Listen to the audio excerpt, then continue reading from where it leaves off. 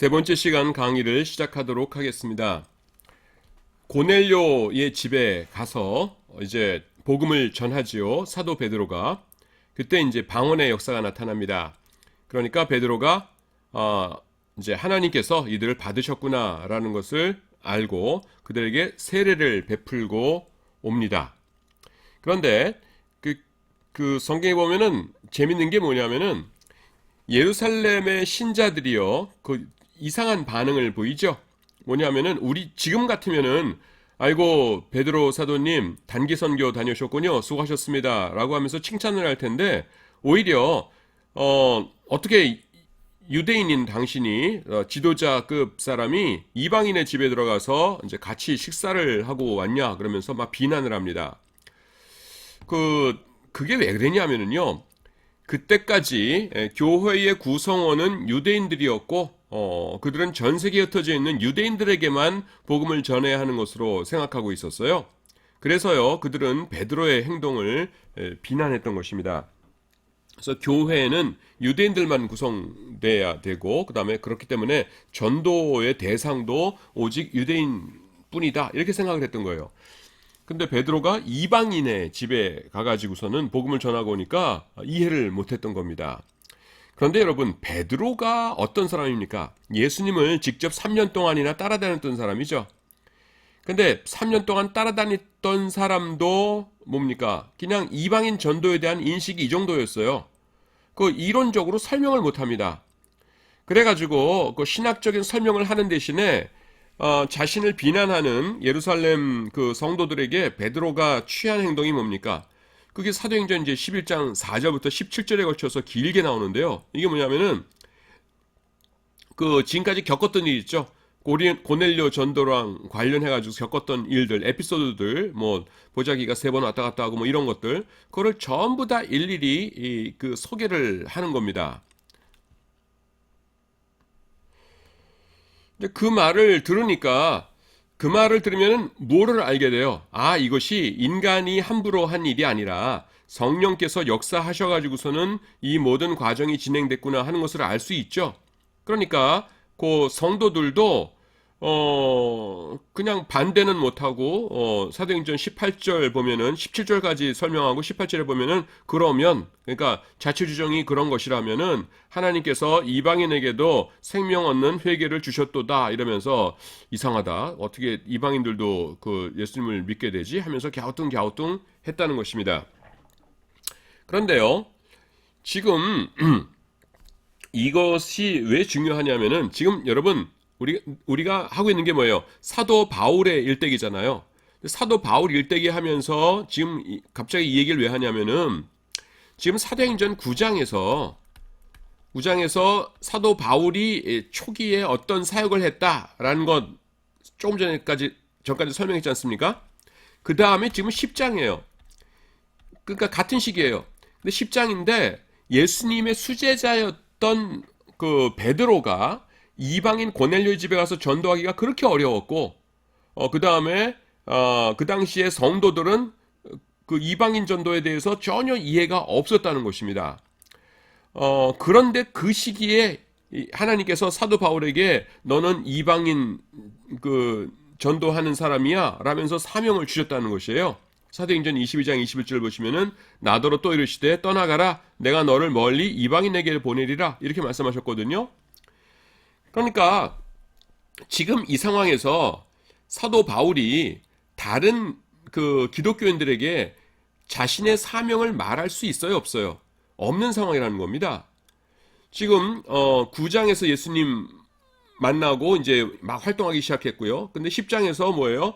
베드로가 이방인 고넬료 가정 하나 전도하는데 그 난리예요, 교회가. 이런 일은 있을 수 없다 그래가지고 막 다 설명하고 그 이론적으로 설명하는 것도 아니고 그냥 지내왔던 일을 다시 설명하고 그러니까 성도들도 갸우뚱하면서 그러면 이방인들도 예수 믿는 건가? 이상하네 이러는 상황이에요. 이런 상황에서 유대인들 사도들에게 가가지고서는 사도님들 하나님의 계시를 받았습니다. 저는 이방인의 사도랍니다. 이렇게 말하면 다들 미쳤다고 했겠죠. 그래서 그때 상황이 어디 나오냐면은 갈라디아서 1장 16절에 등장합니다. 그의 아들을 이방에 전하기 위하여 그를 내 속에 나타내시기를 기뻐하셨을 때에 내가 곧 혈육과 의논하지 아니하고 이렇게 말하고 있거든요. 여기서 혈육이라는 거가 뭐냐면은 유대인 동족들을 말합니다. 그의 아들 누구세요? 예수님이죠. 이방에 전하기 위하여 그를 내 속에 나타내시기를 기뻐하셨을 때 이게 뭐예요? 그러니까 이방인의 사도로 나를 이렇게 택하셔가지고서는 사명을 주셨을 때에 내가 그것을 유대인들과 의논하지 않았다는 겁니다. 만약에 그 시기에 사도행전 9장 10장 이 시기에 바울이 다른 사도들에게 가가지고서는 저는 이방인의 사도로 부르심을 입었습니다 이러면은 다들 축하합니다 이러는 것이 아니라 이 사람이 미쳤구나 이렇게 생각했을 거란 말입니다. 그래서 바울도 그걸 알았어요. 아무도 이해하지 못할 거다. 그래서 그 유대인들에게는요 자신이 이방인의 사도로 부름을 받았다는 사실에 대해서 아무 말도 하지 않았던 것입니다. 여기서 다시 한번 제가 아까 했던 것 똑같이 강조하는데요. 사도 바울은요 그 하나님께서 그 건드려 주시기만 하면은 그냥 이해가 즉시 되면서 행동으로 이어집니다. 처음에 뭐예요? 예수님의 십자가의 비밀이 알려졌죠. 그러니까 자기가 알고 있던 구약 성경 따다다닥 전부 다 해가지고서는 다메섹에서 즉시로 회당 다니면서 전도를 하기 시작합니다. 그리고 지금도 뭐예요? 너는 이방인의 사도다. 그러니까 뭐예요? 구약 성경 다 동원해가지고서는 그렇지 이방인들도 믿어야지 하면서 이론 정립이 순식간에 끝나는 겁니다. 그런데 베드로 같은 경우 보세요. 조금 전에 고넬료 앞에 가가지고서는 전도했잖아요. 그래가지고서는 그들이 성령 받는 거 보고서는 방언 은사 받는 거 보고서는 세례까지 주고 왔잖아요. 하지만 베드로는 뭐는 못해요? 그거를 이론적으로 정립은 못하는 거예요. 이게 무슨 일이지 하면서. 그래서 성도들이 당신 왜 그랬냐라고 따졌을 적에 구약 성경 여기 보시면요 이제 이방인들도 하나님의 백성이 되는 겁니다. 이걸 설명을 못 해요. 그러니까 그냥 내가 기도하다가 보자기를 받고 하면서 그 앞에 자기가 경험했던 것만 그냥 다시 진술하는 겁니다. 그 11장 앞에 보시면은. 근데 사도 바울은 어때요? 성경책에 꽉 차 있었던 사람이에요. 그러니까 딱 예수님 믿으니까 그 예수님 믿는다는 게 뭔지 즉시 깨달아가지고서는 다메섹에서부터 전하고요. 그 다음에 제가 그 감명 깊다고 해야 되나? 그 강조하고 싶은 건 뭐냐면은 예루살렘에서 전도할 때요. 헬라파 유대인들과 더불어 변론했다 이렇게 나옵니다. 변론했다는 게 뭐냐면은 저기서 이론적으로 어떻게 예수라는 사람이 메시아요라고 막 반증을 대고 뭐 따지려고 하면은 그걸 성경으로 일일이 다 설명을 해줬다는 것이에요. 그러니까 이 사도 바울은요 성경이 꽉 차 있었기 때문에 즉시 하나님의 일꾼으로 나갈 수 있었어요. 이방인의 사도라라는 건요 베드로나 요한에게 이방인의 사도다 이렇게 맡기셨으면은 이 사람들 못했을 겁니다. 그거 어떻게 하지? 이방인의 사도? 이방인들도 이방인 하나님의 사람들 아니잖아. 백성 아닌데 이상하다. 아브라함 자손 아닌데 그 사람들한테 왜 복음을 전해? 하면서 그 이론 정립이 안 되는 거예요. 근데 이 사도 바울은 어때요? 성경이 꽉 차 있던 사람이에요. 그러니까 즉시 이론 정립이 딱 되고 그걸 가지고서는 일하기 시작하는 겁니다. 그래서 아까도 말씀드렸지만요. 성경 많이 읽으세요. 성경 많이 읽으시기 바랍니다. 그러니까 주의 종은 다른 것 좀 못하는 건 다 용서가 돼요. 근데 주의 종이 성경을 모른다 그러면은 그 일반 성도들이 그거는 용납이 안 되는 겁니다. 주의 종이 뭐 하는 사람인데요? 하나님의 말씀 그거 연구하고 가르치는 사람인데 뭐 딴 거를 잘 못한다 그러면 목사님이 그럴 수도 있지 이러는데 목사님이 성경을 모른다 그러면은 그건 성도들이 이해를 못하는 거예요. 그래서 하여튼 성경을 많이 여러분들 훌륭한 하나님의 종되기 위해서는 읽으시기 바랍니다. 자, 그래서 가이사랴를 거쳐가지고서는 길리게 다소로 왔죠. 그 길리게 다소로 왔는데 거기 왜 왔을까요? 길리게 다소가 태어난 곳이에요. 고향입니다. 첫 번째는 아마 뭐 휴식 좀 취하려고 그럴 수도 있었겠죠. 그런 것도 있었을 것이고 아마 성경에는 뭐 확실하게 나오진 않지만은 우리가 충분히 예상할 수 있는 것은 뭐냐면은 이방인 선교 사명 받았잖아요. 근데 이방인 선교 시작하려면은 스폰서가 있어야 되잖아요. 근데 스폰서 있어요, 없어요? 사도 바울 도와주려는 사람은 아무도 없는 상황이에요. 예, 지금 그래가지고서는 그 선교 자금 그러면 누가 마련해야 돼요? 자기가 스스로 마련해야 됩니다. 예, 그래서 뭐 아마 길리게 다소에서 뭐 현금을 조달했든지 아니면 가지고 있던 뭐 논밭을 좀 팔았든지 뭐 이렇게 해가지고서는 뭐 논은 없었을 테지만 하여튼 그 선교 자금 마련하러 갔었을 거예요. 이 부분은 그냥 제 추측입니다. 근데 맞을 것 같아요. 그래서 이제 첫 번째 선교를 하는데요. 선교지로 삼은 곳이 아라비아입니다. 아라비아. 여기 어디냐 하면은 이렇게 이스라엘이 여기 있지 않습니까? 여기가 이제 있고 그럼 여기에요, 여기. 예, 지금 사우디아라비아 북쪽 여기를 성경에서는 아라비아라고 나오는데 아라비아 조금 있다가 설명이 계속될 거니까 미리 그 용어들을 알아두세요. 여기가 나바티아 공국이라고 불렀고요. 정확한 명칭은 나바티아 공국. 그 다음에 여기에 왕이 뭐냐면은 아레타스였습니다. 아레타스. 근데 성경에는 그냥 아레다라고 나오고요. 아레다. 그 다음에 나바티아라는 말은 나오는지 안 나오는지는 모르겠어요. 하여튼 그 성경에 그냥 이곳을 아라비아라고 부르고 있는데 그 당시에 정확한 명칭은 나바티아 공국이었고요. 그 다음에 이것도 역시 로마 식민지였어요. 식민지였고 그 다음에는 나바티아의 그때 왕 이름이 아레타스. 성경에는 그냥 아레다 왕 이렇게 나옵니다. 미리 말씀드립니다. 그가 첫 번째 선교지로 삼은 곳은 아라비아입니다. 성경에는 아라비아라고 나오지만은 정확한 이름은 나바티아 공국이에요. 공국이라는 건 뭐냐면은 그러니까 그 높은 사람은 그러니까 무슨 공 그러죠. 뭐 그 존칭으로 그래서 그 어떤 높은 사람이 그 다스리는 곳이다. 뭐 이런 의미인 것 같아요. 저도 이거는 자세하게는 모르겠어요. 그냥 역사책에는 항상 그냥 나바티아 공국 이렇게 나옵니다. 자, 그래서 갈라디아 1장 17절에서 지금 이제 자기 선교 초기 이야기가 나오는데 또 나보다 먼저 사도된 자들을 만나려고 예루살렘으로 가지 아니하고 아라비아로 갔다가 다시 다메섹으로 돌아갔노라 이렇게 나오죠. 그래서 예루살렘 가지 않고 이방인의 사명 받았을 적에 곧장 아라비아로 갔다가 다메섹으로 갔다 이렇게 이야기합니다. 그림을 그리면은 이렇게 돼요. 지도를 제일 처음에 예루살렘에서 다메섹 가다가 예수님 만났죠. 여기서 전도하고 돌아와가지고서는 예루살렘에서 전도를 해요. 근데 사람들이 핍박을 하니까 가이사랴를 거쳐서 길리기아 다소로 가가지고서는 선교 자금 마련한 다음에 지금 아라비아로 가서 선교하고 있는 겁니다. 자, 그런데 여러분 여기서 좀 격가지일지도 모르지만은 중요한 것이기 때문에 제가 또 설명을 좀 할게요. 하여튼 제가 여러분들께 가능하면 많은 것들을 알리고 싶은 그런 욕심이 있어서 그래요. 뭐냐면은 지금 우리가 두 책을 왔다 갔다 하고 있어요. 갈라디아서하고 그다음에 사도행전을 왔다 갔다 해요. 그래서 9장에서 사도 바울, 10장에서 이제 그 베드로 얘기, 11장 앞에서 베드로 얘기하면서 뒤에 다시 사도 바울 하면서 이제 그 사도행전을 쭉 가고 있는데 난데없이 갈라디아서가 자꾸 등장하죠. 아까 갈라디아서 1장 16절에서 이방인의 사도로 부름받은 것, 그 다음에 17절에서 이제 아라비아로 간 얘기 하면서 갈라디아서 얘기를 하죠. 근데 갈라디아서에서 사도 바울이 왜 자기의 그 초창기 사역 이야기를 하고 있는지 그건 우리가 알고 지나가야 될 것 같아요.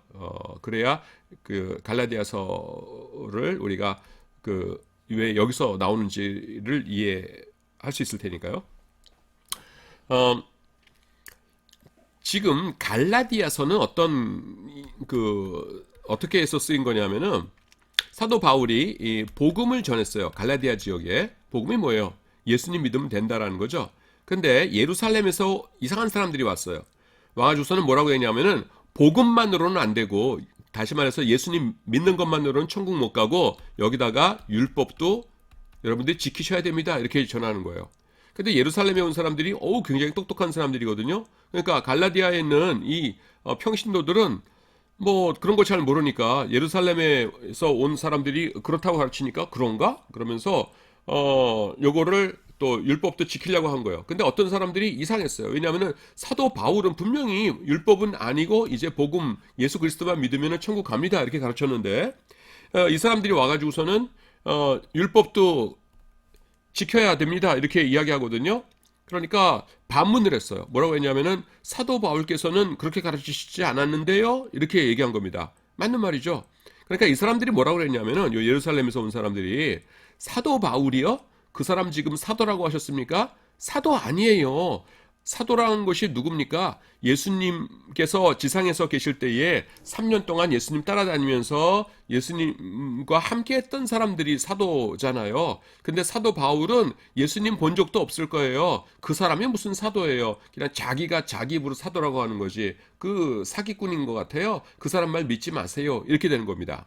그러니까 사도 바울의 이 복음 설명이 설득력을 갖고 권위를 갖는다는 것은 그가 사도라는 이 타이틀이 있고 그 권위가 있었기 때문에 그래요. 근데 그 사람 사도 아니에요. 그러면 뭡니까? 그냥 일반 평신도들이랑 똑같아지는 거예요. 그러면은 사도 바울이 주장하는 거가 이 공신력을 잃게 되죠. 그래서 사람들이 그런가? 그러면 율법도 지켜야 되는 건가? 그 사도 바울이 사도 아니었어? 그러면 그 사람 말 뭐 우리가 신경 쓰지 않아도 되겠군 이렇게 되는 거예요. 그래서 공격받는 거가 두 개가 나옵니다. 첫 번째는 뭐냐면은 사도다.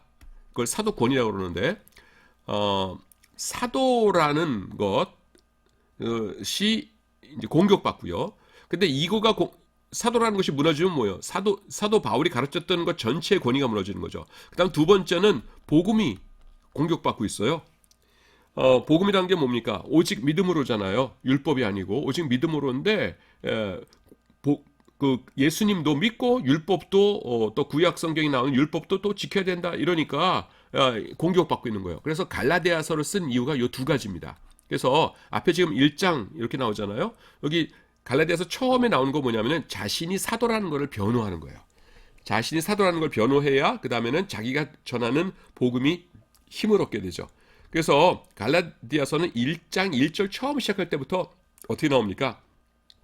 하나님으로부터 내가 사도로 임명받은 사람이에요 라고 하면서 자기의 사도권, 자기가 사도라는 사실을 변명하면서 그거를 변호하면서 그렇게 시작이 돼요. 그래서 사도라는 것이 그럼 어떻게 받았느냐라는 것을 쭉 스토리를 전해줄 필요가 있겠죠. 그래서 1장에 보면은 내가 처음에 이런 사람이었는데 이렇게 해가지고서는 하나님께서 이렇게 하셔가지고서는 나를 이렇게 하신 거예요. 그런 걸 설명하는 겁니다. 그래서 16절에 보시면은 이제 내가 이방인의 사도였다. 그 다음에 내가 사도로서 이런 사역을 했다라고 하면서 자신이 사도라는 것을 설명하기 위해서 사도행전 갈라디아서 1장을 사용합니다. 그래서 갈라디아서 1장에 보면은 이 사도 바울이 처음 사도가 되어서 어떤 사역을 했는가 하는 것들이 나와요. 그래서 제가 이 사도행전과 갈라디아서 1장의 구절들을 이렇게 연결시켜가면서 말씀드리고 있는 겁니다. 나바티아는 어디냐 하면은 이스마엘의 자손들이 살던 곳이에요. 근데 이스마엘은요 누구의 아들입니까? 아브라함과 그 첩 하갈의 아들이죠.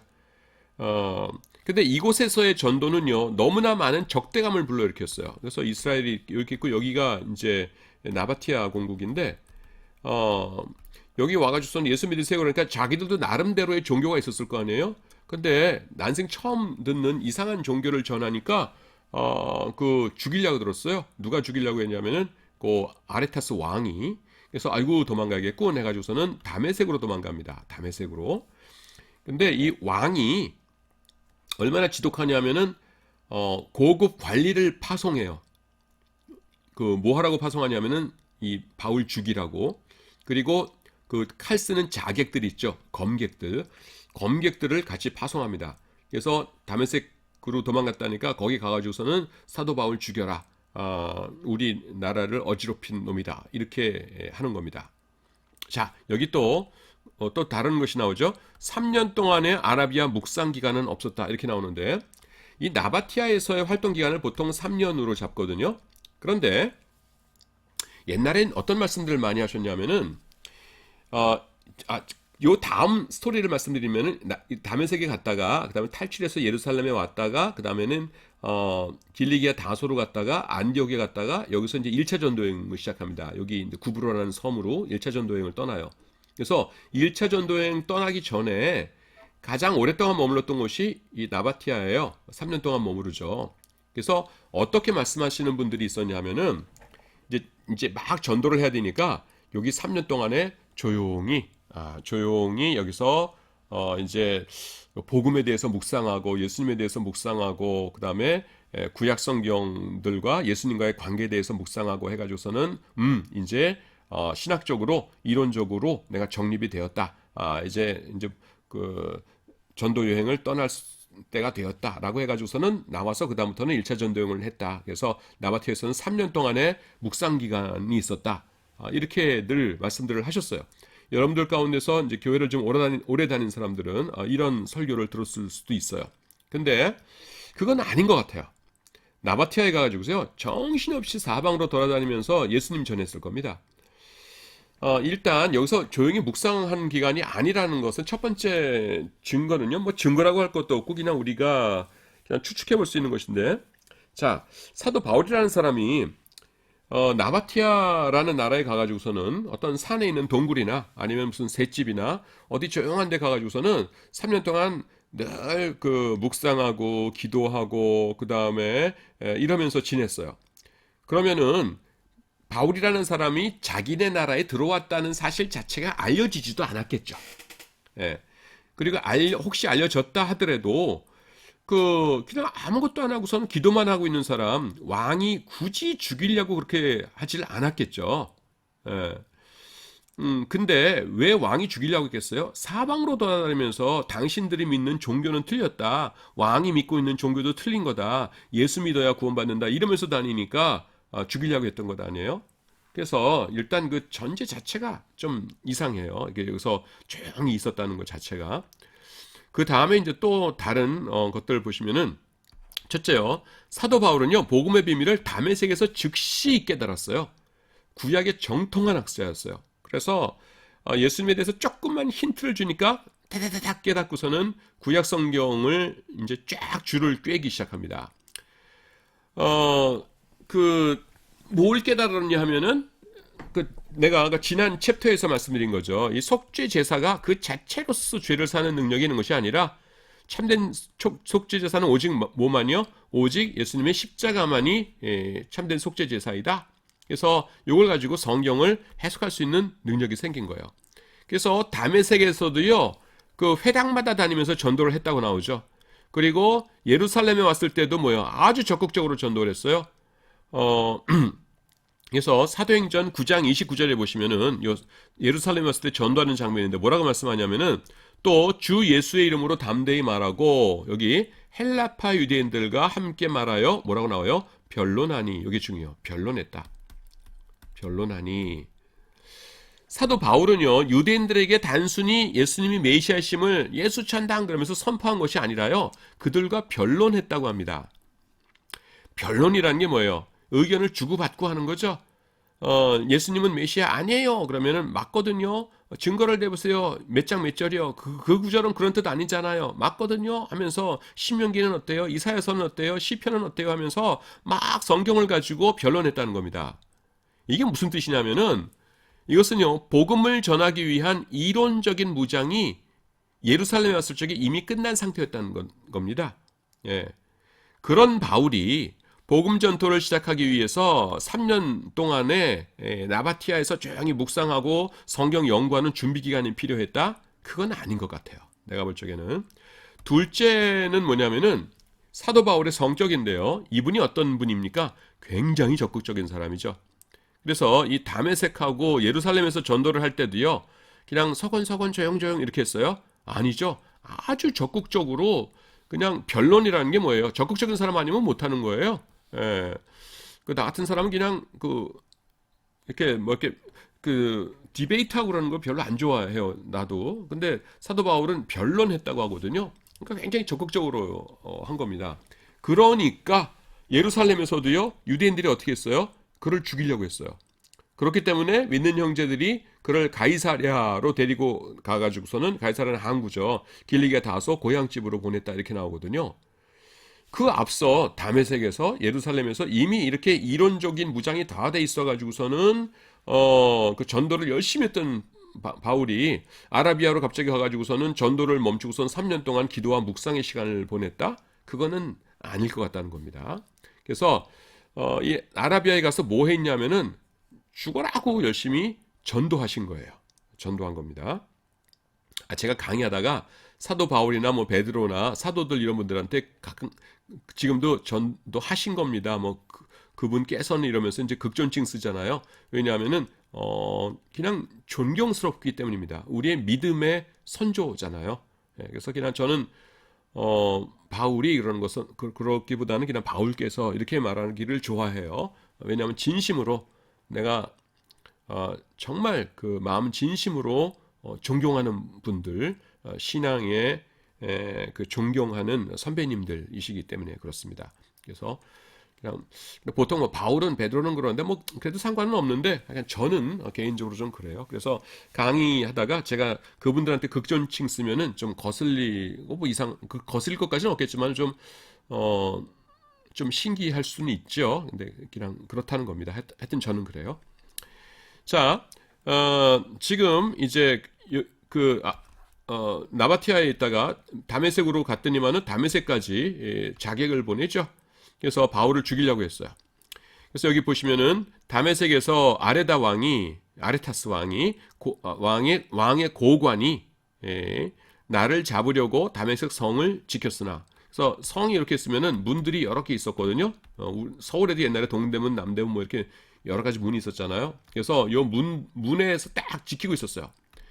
그래서 사도 바울의 얼굴을 아니까 나오기만 해봐라, 죽여버리겠다 하면서 지키고 있었어요. 그래서 어떻게 했어요? 그 성도들이 바울을 광주리에 태워서, 커다란 대바구니 이런 거죠, 태워서 성벽 밖으로 이제 줄에 이렇게 매달아가지고 내려주었어요. 그래서 감사합니다, 빠이빠이 하고서는 바울은 다메섹을 탈출할 수 있었습니다. 그 얘기는 또 고린도후서에 또 나와요. 고린도후서는 또 어떤 데입니까, 여러분? 고린도후서 11장은 사도 바울이 자신이 복음 전하기 위해서 지금까지 고생한 거 이렇게 쭉 얘기하는 거기에요. 그래서 고생한 얘기하는 부분이나 이런 게 나옵니다. 나는 바울입니다. 광주리를 타고 들창문으로 성벽을 내려와 그 손에서 벗어나노라 이렇게 말씀하죠. 그래서 다메섹에서 빠져나온 바울은요, 예루살렘에 있는 지도자들을 방문했습니다. 3년에 걸친 목숨을 건 사역의 이야기는요, 예루살렘에도 퍼져 있었을 것이에요. 그렇겠죠? 소문이 다 났겠죠? 그렇기 때문에 그들은요, 그러니까 사도들은 이번에는 진심으로 바울을 환영했을 것입니다. 옛날에 처음에 만나자고 할 적에는 이거 거짓말일지 몰라 그러면서 쭈삣쭈삣 했는데, 이제는 3년 동안 그 목숨을 건 사역을 했기 때문에 진짜다라는 것이 증명이 됐잖아요. 그래서 진심으로 바울을 환영했을 것입니다. 이제 바울은요, 고향인 길리기아 다소로 돌아가기로 합니다. 그리고 고향으로 가는 길에 그 수리아와 그리고 길리기아의 만나는 이방인들에게 전도를 했습니다. 그리고 길리기아 다소에 도착해서 휴식을 취합니다. 그리고 조금 있다가 이제 1차 전도 여행이 시작되거든요. 그래서 지금까지 사도 바울의 그 뭐라고 해야 되나요? 여정을 이렇게 쭉 한번 지도를 가지고 다시 설명을 하도록 하겠습니다. 뭐 여기까지는 그릴 필요 없겠는데요. 이건 지울게요. 유프라테스 강, 티그리스 강은 이 정도는 하죠. 이스라엘이 이렇게 있고, 여기 이제 나바티아 공국이 있고, 다메섹이 있고, 이게 길리기아 다소예요. 자, 주요 거점 도시들을 이렇게 표시를 했습니다. 자, 사도 바울이요. 사도 바울이 처음에 길리기아 다소에서 태어나요. 그래서 12살 때까지 있다가 13살에 예루살렘으로 옵니다. 그리고 가말리엘의 제자가 되어가지고서는 뛰어난 랍비가 되죠. 근데 이상한 사람들이 나타나죠. 예수님이란 사람이 메시아다라고 부르짖는 사람들이에요. 기분 나쁘죠? 그래서 막 핍박을 합니다. 근데 다메섹으로 기독교인들이 도망갔어요. 그러니까 잡아오기 위해서 다메섹으로 갑니다. 근데 다메섹에서 가는 도중에 예수님을 만나죠. 그리고 눈이 멀어버리죠. 그래서 그 동안에 이제 여러 가지 생각을 했을 거예요. 그리고 아나니아를 통해서 안수 받고서는 눈을 다시 뜨게 되죠. 그리고 아나니아가 딱 안수 기도만 하고 보냈겠어요? 복음을 전했겠죠. 그래서 아나니아의 복음 전도를 듣고서는 이제 당장 복음 전파자가 됩니다. 그래서 다메섹에서도 복음을 전하고요. 자, 돌아옵니다. 돌아와서 예루살렘에서 와서 제자들한테 만나주세요. 그러니까 안 만나주죠. 믿을 수가 없는 거예요. 그때 중재자로 나선 사람이 누구예요? 바나바입니다. 바나바. 그래서 만나긴 했지만은 제자들이 그렇게 뭐 뜨겁게 포옹하거나 이러진 않았겠죠. 근데 그때 예루살렘에서 성전에서 기도하다가 무슨 일이 있었어요? 내가 너를 이방인에게로 보내겠다라고 하는 그 이방인의 사도의 사명을 받죠. 그래서 사도 바울이 다른 사도들한테 그 얘기를 했다고요? 안 했다고요? 안 했다고요. 왜냐하면은 사도행전 10장에서 보는 것처럼 다른 유대인들은 이방인들에게도 복음을 전해야 된다는 것에 대해서 아직 마음의 준비가 되어 있지 않았어요. 그래서 그냥 열심히 여기서 전도를 했습니다. 헬라파 유대인들에게 막 변론을 하고 그러면서 전도를 했어요. 그러니까 유대인들이 저놈 죽여야겠다라고서는 바울을 죽이려고 하죠. 그러니까 그 주의 성도들이 어떻게 했어요? 가이사랴로 내려가 가지고서는 그 배를 태워 가지고서는 그 고향인 길리기아 다소로 보냅니다. 그래서 길리기아 다소에서 이제 선교 준비를 하고 그 다음에는 이 길은 모르겠어요. 배를 타고 이렇게 왔을 수도 있고 육지로 왔을 수도 있는데 잘 모르겠어서 그냥 이렇게 쭉 긁게요. 그래서 하여튼 아라비아로 와서 전도를 했어요. 전도를 했는데 여기에 나바티아 공국의 아레타스 왕이 죽이려고 하죠. 그러니까 도망을 가요. 어디로 가요? 다메섹으로. 도망가는데 그 고관과 자객들을 같이 보내죠. 그래서 들창문을 통해서 줄 타고 내려와요. 내려와서는 다시 예루살렘에 옵니다. 예루살렘에 왔더니 이번에는 제자들이 아주 반갑게 맞이해 주죠. 왜냐하면 여기서 3년 동안 지내면서 온갖 고생하고 그 다음에 다메섹에 가서 죽을 뻔하고 이런 걸 소문을 다 들었을 테니까 그래서 이제 반갑게 맞이합니다. 그래서 이제 여기서 그렇게 고생을 했으니까 고향에 가서 좀 쉬고 싶겠죠. 그래서 사도 바울이 다시 길리기아 다소로 와서 휴식을 취해요. 예. 근데 여기서는 아마 배 타고 가지 않고 이렇게 갔던 모양이에요. 왜냐하면은 성경에 보면은 수리아와 길리기아 사람들한테 이방인들에게 복음 전했다 그랬는데 수리아가 여기고 길리기아가 여기거든요. 그러니까 아마 육지로 갔겠죠. 배를 타고 왔으면 수리아는 통과할 일이 없어요. 육지로 갔겠죠. 그래서 여기서 있는 거고요. 여기까지가 지금까지의 강의를 이렇게 그 스토리별로 이렇게 쭉 이은 것이에요. 그 다음에 앞으로 이어질 강의를 내가 조금 더 이야기를 할게요. 앞으로 이어질 강의를. 그 다음에 이걸 볼게요. 요 섬이 있는데 요 섬 이름이 뭐냐면은 구브로라고 하는 섬입니다. 구브로 섬. 그래서 사도 바울이 이제 여기 색깔이 좀 달라졌죠? 여기 있었는데 바로 옆에 뭐냐면은 안디옥이라고 하는 도시가 있어요. 안디옥에서 누가 목회를 하고 있었냐면은 처음에 여기서 사도 바울이 예루살렘 왔을 적에 제자들이 안 만나 주니까 그 사람들에게 사도 바울을 이렇게 중재해서 만나도록 해준 사람이 있다고 그랬죠. 그게 누구였어요? 바나바였죠. 바나바가 안디옥 교회를 담임하고 있었어요. 근데 바나바에게 무슨 이야기가 들리냐면은 사도 바울이 지금 바로 옆에 있는 도시인 길리기아 다소에 와 있다라는 소식이 들려요. 그래서 자기가 직접 갑니다. 가가지고서는 나 교회에서 목회하는데 같이 했으면 좋겠어요. 좀 와주세요. 해가지고서는 사도 바울을 초청해요. 그래서 여기서 같이 목회를 하게 됩니다.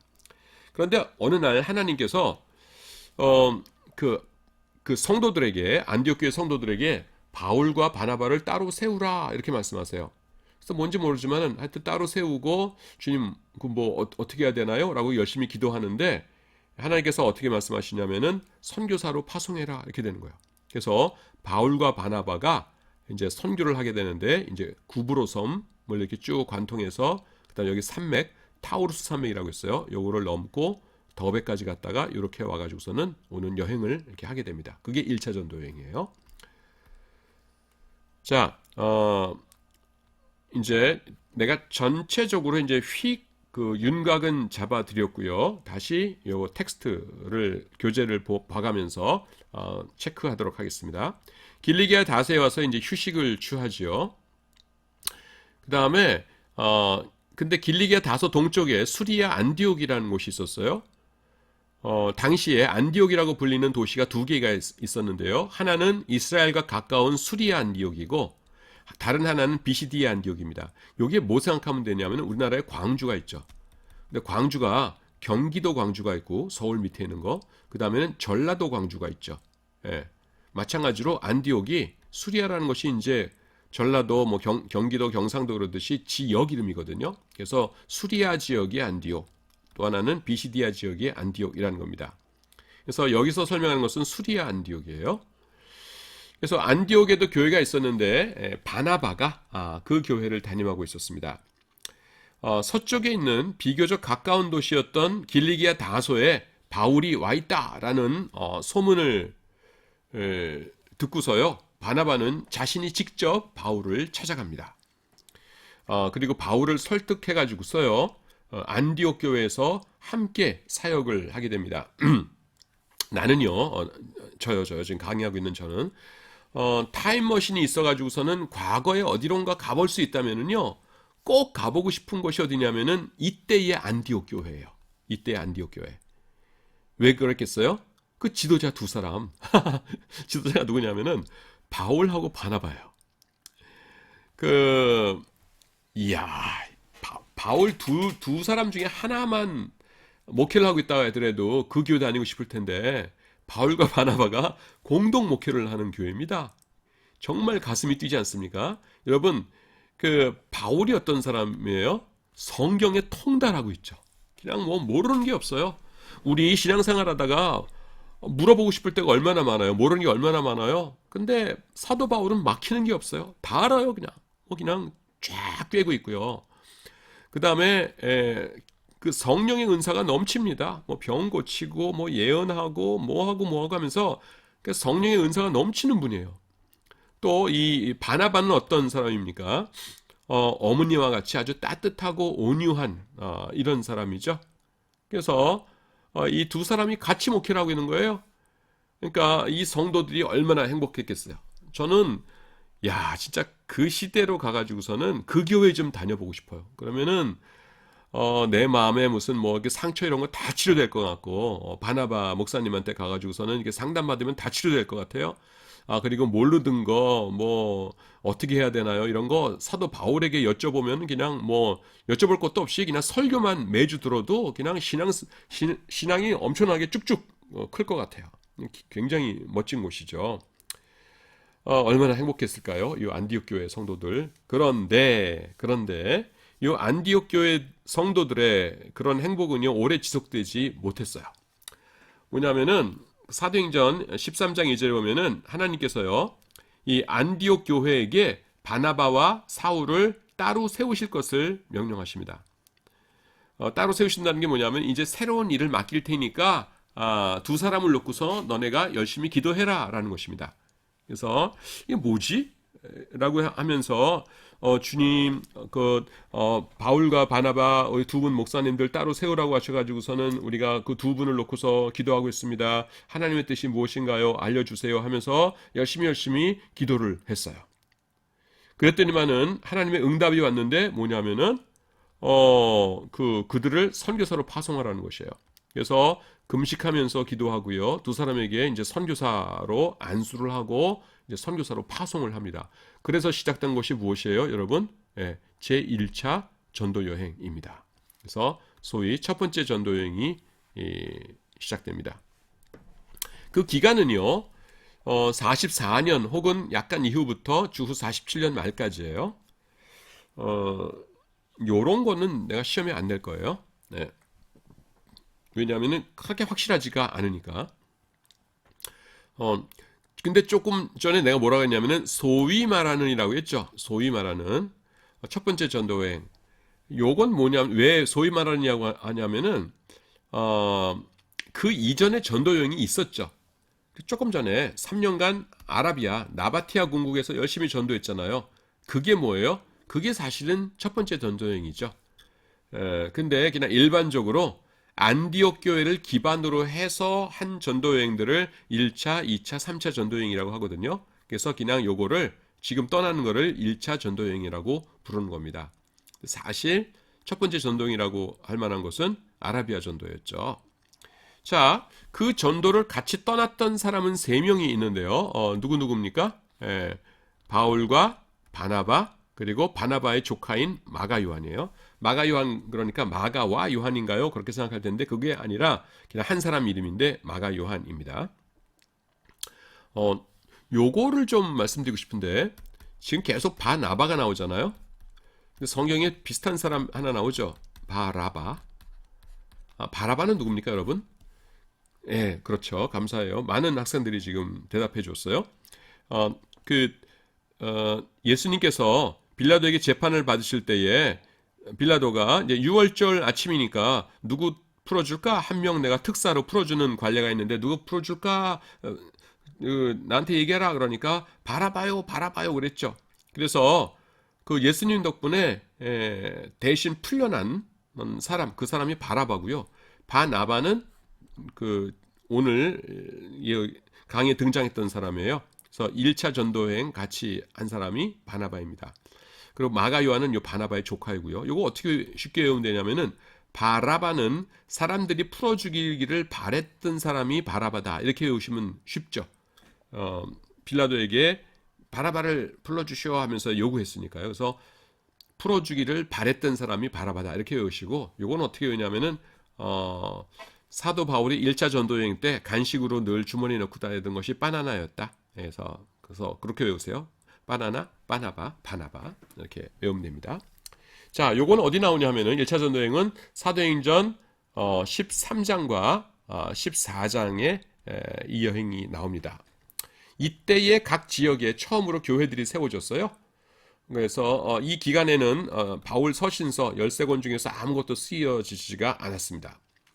왜 안 쓰여졌냐면은 처음에 이제 그 교회 세울 때는 편지 보낼 일은 없어요. 편지는 언제 보내냐면은 어디 가서 교회를 세웠어요. 열심히 사역하다가 그 다음에 이제 딴 데 가가지고 사역을 하고 있는데 그 소문이 들려요. 이 교회에 뭐가 잘못됐다고 아니면 외부에서 뭐 이상한 사람이 들어왔다고 그러면은 직접 갈 수는 없으니까 아이고야 이거 어떡하냐 해가지고서는 여러분 그러시면 안 돼요. 그리고 이상한 사람 들어왔다는데 그 사람 말 들으시면 안 돼요. 라면서 편지를 보냅니다. 그래서 그 편지를 보내는 거 뭐냐면은 좀 교회를 세우고 그 다음에 딴 데 갔을 때 이제 좀 세월이 흘렀을 적에 그런 일이 발생하는 건데 이제 막 처음에 가가지고서는 그 예수 믿으세요 하면서 교회 막 세우고 있는데 그때 편지 쓸 일은 없죠. 그래서 1차 전도 여행 때는 아무런 편지도 기록되지 않았습니다.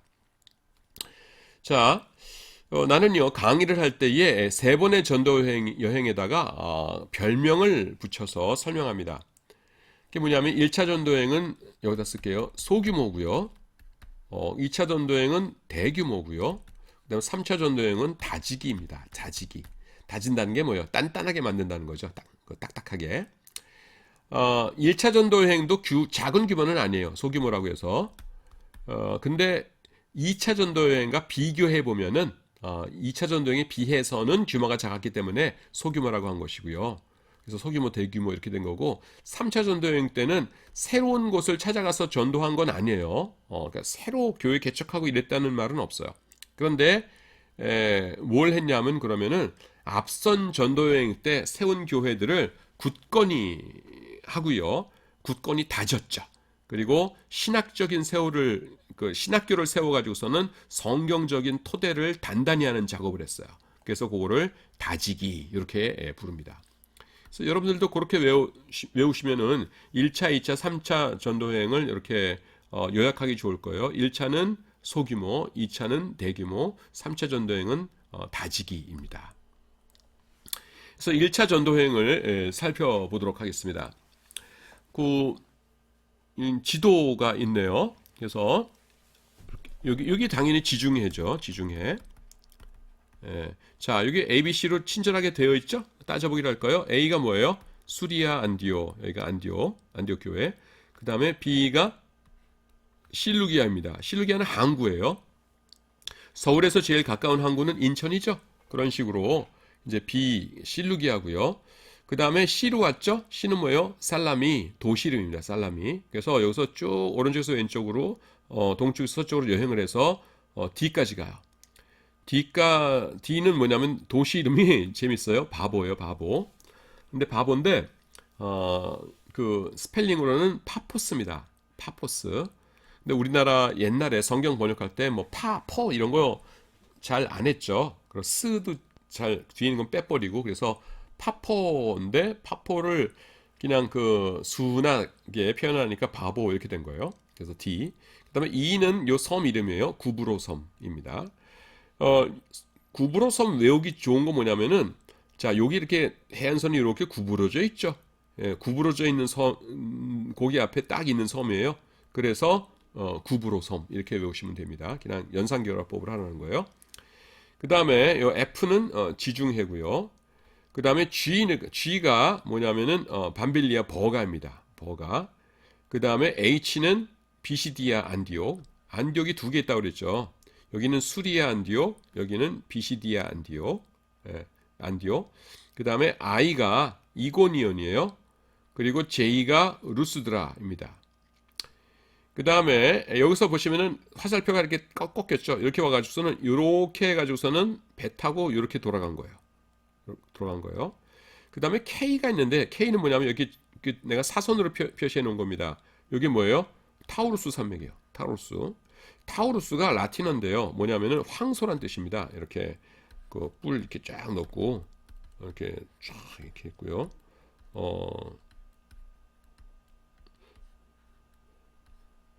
그려놓고 보니까 어유 그럴듯하게 잘 그렸네요. 예. 이게 황소란 뜻입니다. 이렇게 그래서 이 황소가 라틴어로 타우루스예요. 근데 요 산맥 저도 이제 가보진 못했고 그 동영상으로 봤는데요. 아주 깎아지른 듯이 쫙 솟아있는 돌산입니다. 그래서 딱 보면은 이름 값한다 이렇게 보여요. 콧김인데 콧김을 여기다도 하나 그릴까요? 콧김. 예. 요게 두 개가 콧김이에요. 타우루스입니다. 그 포드 자동차 아시죠? 미국의 그 포드 자동차의 승용차 중에서 타우루스가 있어요. 근데 영어식 이름으로는 토로스라고 읽죠. 토로스. 근데 디자인이 딱 남성적입니다. 그냥 황소 같이 생겼어요. 근데 요 산이 굉장히 이제 험합니다. 그리고 L이 아탈리아고요. L. 여기 아탈리아. 나중에 올 때 이제 아탈리아에서 배를 탔다고 나오죠. 배를 타고 그 다음에 돌아온 거고요. 그 다음에 M은 M이 어디나요? M 여기 다메섹. 그 다음에 N이 가이사리아. 그 다음에 O가 예루살렘 이렇게 됩니다. 그거만 여기서 좀 얘기를 미리 하고 가는 게 좋을 것 같아요. 뭐냐면은 여기서 처음 출발할 때 누가 출발했다고 했어요? 바울과 바나바, 그 다음에는 마가 요한이 같이 갔다고 그랬죠. 근데 요 전도하는 동안에 요 섬 전도하는 동안에 마가 요한이 굉장히 힘들었나 봐요.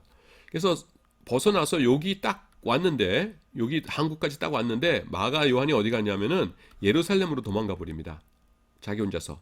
앞에는 뭐가 있어요? 타우루스 산맥이 험한 산맥이 있어요. 그러니까 이 바울과 바나바가 화가 났겠어요, 안 났겠어요? 무지하게 화가 났죠. 근데 어쩔 수 없죠. 그래서 이 험한 산맥을 넘어서 이렇게 전도를 하고 다시 와서 험한 산맥을 다시 넘어서 여기로 돌아옵니다. 근데 요 산맥이 또 험하기도 하지만 뭐 때문에 위험했냐면은 그 당시에 산적들이 그렇게 많았어요. 그래가지고 굉장히 위험한 곳이었습니다. 그래서 우리가 잘 알지만은 2차 전도여행 갈 때 이 바나바는 내 조카 마가 요한 같이 또 갑시다. 그러니까 바울이 아이고 첫 번째 전도여행 때 우리 버리고서는 지 혼자 떠나갔던 녀석 나는 못 데리고 가오. 그래도 좀 데리고 갑시다. 안 돼요. 데려갑시다. 안 돼요. 해가지고서는 둘이 갈라서죠. 그래서 2차 전도여행 때는 바나바와 마가 요한은 다시 요 섬으로 가고요. 그 다음에 바울은 신라와 함께 이렇게 전도를 가게 됩니다. 그래서 다음 주에 할 거를 조금 미리 말씀드렸어요. 여담으로 드리자면은 지금 출발한 거는 지금 안디옥인데 지금 그 이 마가 요한은 여기서 돌아가면서 예루살렘으로 가거든요. 왜 그랬을까요? 뭐 성경에 아무 설명이 없지만은 우리가 예상은 할 수 있어요. 왜냐하면은 지금 안디옥으로 돌아오면은 사람들이 깜짝 놀라겠죠. 떠날 때 같이 떠나는데 두 분 어르신들은 어디 가고 젊은이 혼자 온 거예요. 나 혼자 도망왔어요. 그럼 창피하잖아요. 그러니까 아마 예루살렘 갔을 거예요. 제 추측인데 맞을 것 같아요. 자, 3교시 수업 3차시 수업 여기까지 하도록 하겠습니다. 여러분들 수고하셨습니다.